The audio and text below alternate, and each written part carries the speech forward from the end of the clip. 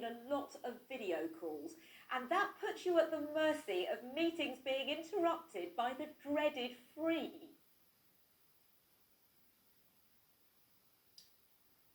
Yeah, that. Which is really annoying when the person speaking was about to make a brilliant point. I think what Lara was about to say is that Chris Fox has found a new way to keep talking even when your internet isn't playing ball. Hi everyone, thanks for joining today's video call. Hopefully you don't notice anything unusual about my face because this isn't technically a live video of me. In fact, I'm not even looking at the camera. I'm using computer trickery to make it look like I am. What you've just seen is one of several tools being developed by NVIDIA, the graphics card maker, that it hopes will change video calling and make it possible even on really slow internet connections like at my mum and dad's house. Streaming video can use a lot of bandwidth, so the idea here is to send just a few key components instead, a reference image of the caller and tracking data capturing their facial expressions. These can be recompiled at the other end, closely matching the original footage. This is still in development. It only works if you have a static background, and there are a few times where my avatar looked a little bit weird. But this is using a fraction of the data that video calling would. NVIDIA says this technique uses about 3 kilobytes per second of video, although obviously you'd have to layer audio on top of that too. Another benefit of this process is that they can use the face tracking data for other things, like animating a cartoon avatar in real time for you to use in your video call. Although I'd probably choose a more exciting design than this. I've been told on Twitter it makes me look like Jacob Rees-Mogg. They can also use the face tracking data to change the direction you're looking so that you're always facing the camera. The question is this me? I mean, it looks like me and it's controlled by me, but it's not me, it's more of a puppet of me, isn't it? To get philosophical, I called NVIDIA's Richard Kerris and asked him whether using avatars like this might make video calls less personal. Well, hopefully not. Hopefully it's driven by you or driven by me, and we would then be the puppet master in your analogy. But I think it's, if I can have a better experience in my conversation with you by having a clearer picture and less diversions of things, whether it's noise or, video backgrounds and stuff, I think that helps personalize it more. We've seen the capabilities of deepfakes and the kind of things people use them for. Isn't there the possibility that people might use this technology for dishonest purposes? Good question, but that's not our intent. Our intent is really to improve the workflows that people deal with on a given basis. And look, there'll always be ways people can, you can make movies of yourself, just like loop it like this and stuff. I've seen kids in school doing that. My daughter's, somebody got in trouble at school because they made a rather lengthy loop of them paying attention in the class, right?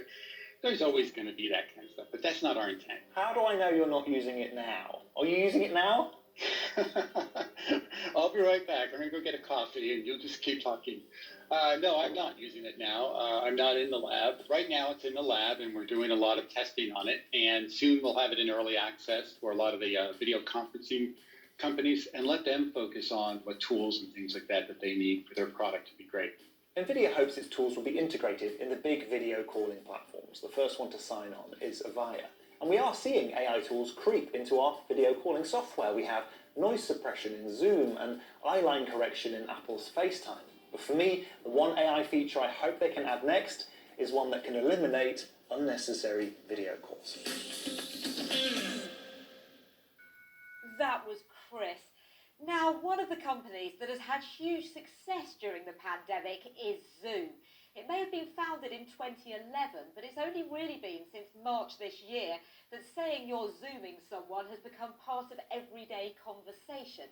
So Spencer has caught up with Harry Moseley, the company's Chief Information Officer, to find out a little bit more about the Zoom boom and how he perceives the future of work. The world changed for pretty much everyone in March, and suddenly most of the world seemed to want to conduct video conferencing en masse. I would imagine that the world changed for Zoom pretty drastically at that point, yeah?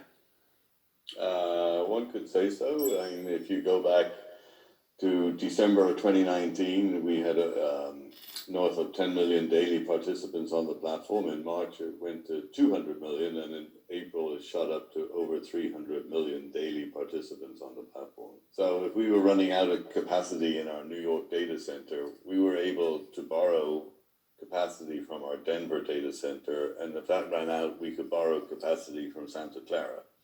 Because, you know, sort of as the sun comes up in the east, the data centers in the west are quiet. I want to talk about your virtual background, because that's the thing that's just amazed so many people. Can you explain what's going on? Because it looks to me like it's trying to find the human being, and as I move different objects across my body, you can see it kind of it removes them, which is very clear. It obviously knows that's not part of a hand. That cup is not part of my body, and so it's removing it from my hand. What is going on? It's mapping out my body.